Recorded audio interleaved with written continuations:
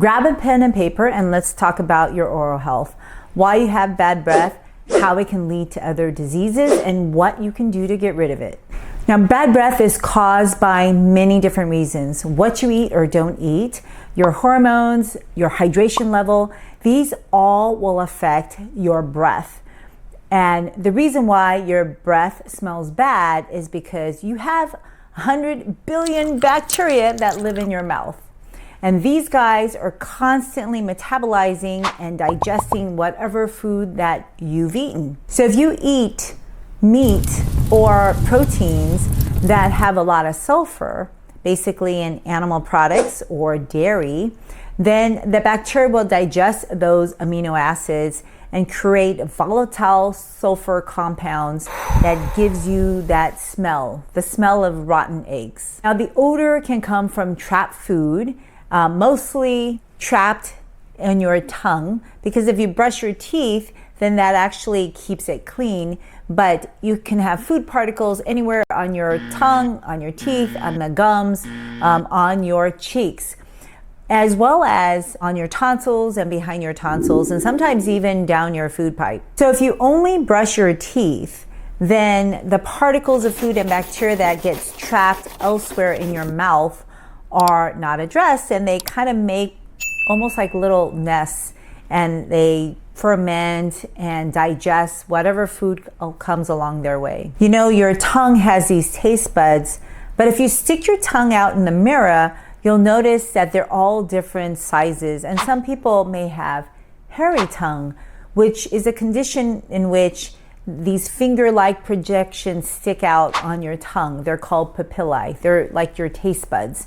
And they can overgrow, and when they overgrow, it's like seaweed. It just kind of traps in lots of critters as well as food. So it's important when you brush your teeth to also brush your tongue. And some people who eat foods naturally that are high in fiber are constantly gently brushing their tongue to keep their papillae short. So if you eat a lot of plants with a lot of fiber, let's say cruciferous vegetables or beans or grains, you most likely will not have the hairy tongue condition. I also see this condition in my patients who take antibiotics, or they've undergone radiation treatment, they drink excessive caffeine, or drinking excessive alcohol, or even smoking tobacco can all cause dysregulation and overgrowth of the tongue papillae. Sometimes not only will you have an abnormal smell, but you may also taste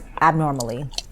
Now, brushing or spooning your tongue to try to clean it can be beneficial if you have this condition. These bacteria, they thrive on conditions that have low oxygen or conditions that dehydrate your mouth. So if you have a lot of stress going on, like a lot of stress hormones from mental stress, or you're taking medications like steroids, or you have catecholamines, these things all dry up your mouth.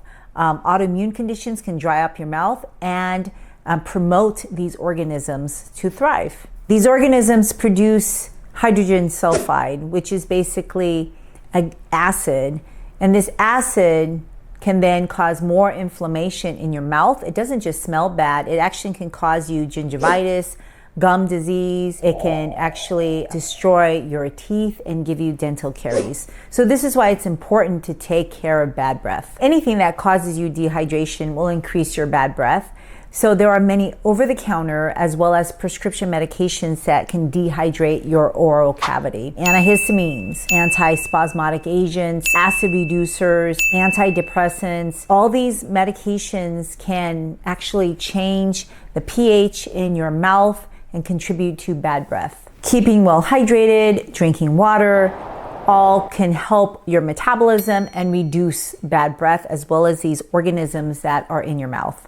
Especially if you rinse and spit. 10 minutes is usually a good ideal duration to be rinsing and spitting. Now, there are other conditions that can produce bad breath. So if you are producing a lot of ketones, whether you're on a ketogenic diet or have uncontrolled diabetes, that will smell bad. And the ketones smell kind of like nail polish, like acetone.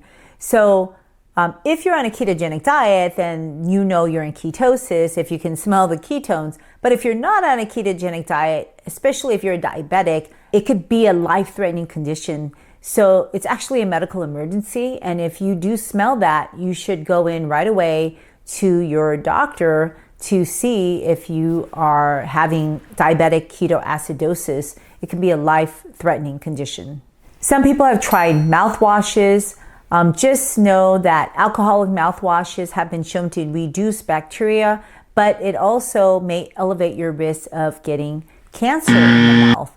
I mean, it makes sense. Drinking alcohol can give you cancer, so can rinsing and gargling with it. Some other people have tried things like peppermint.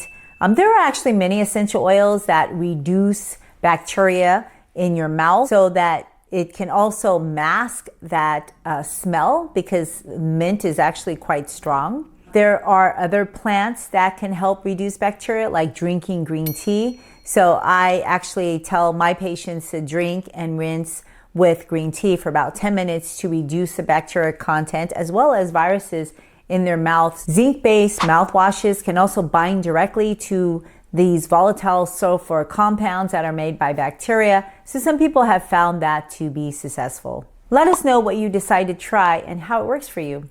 See you in the next video.